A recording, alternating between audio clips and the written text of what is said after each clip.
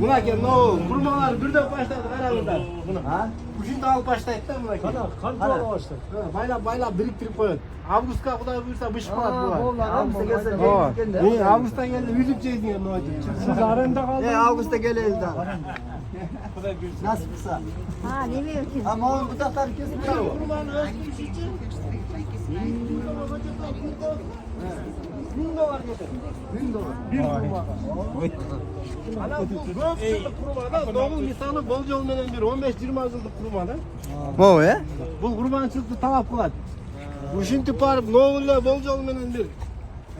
7-8 yıllıkta bolca olmayan. Ana var bir de başta düşündükçe. Bir tüpten kança bolot? Bir tüpten bular bayağı nemezine jaraşa, yaşına jaraşa olot.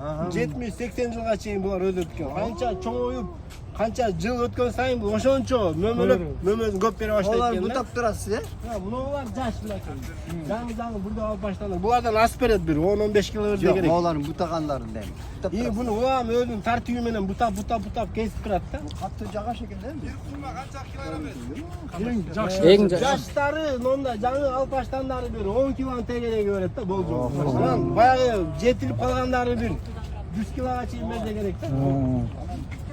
Kança yıl oldu sizin kelgenizge bu жерге? Biz bir ayday oldu. Can geli. Can geli, ha. Yakты qanday bo'ladi, ish qilsa qanday bo'ladi, yashasa qanday bo'ladi. Ha, berki bo'lachi berki janobi. İslam'da Ha. ağa bir 2 yıl bo'lib qoldi Ana o'xshaydi. şol 2 yil bo'ldi. Al bu yoqqa kelib o'tirib tashib qoldi da. Qaysi sortda kurma ошондо булар? Ажыбабы же?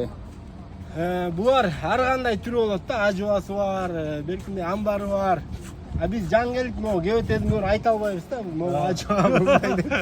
Şu bak var sizge qarayver. Bu bak yo'q, bu yoqda 10 gektarda jalpı.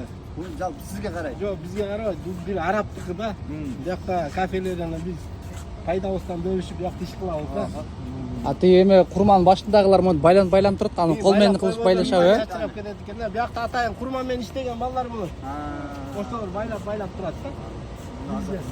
Билген, iyi. Ana qarab baylap qo'ygan.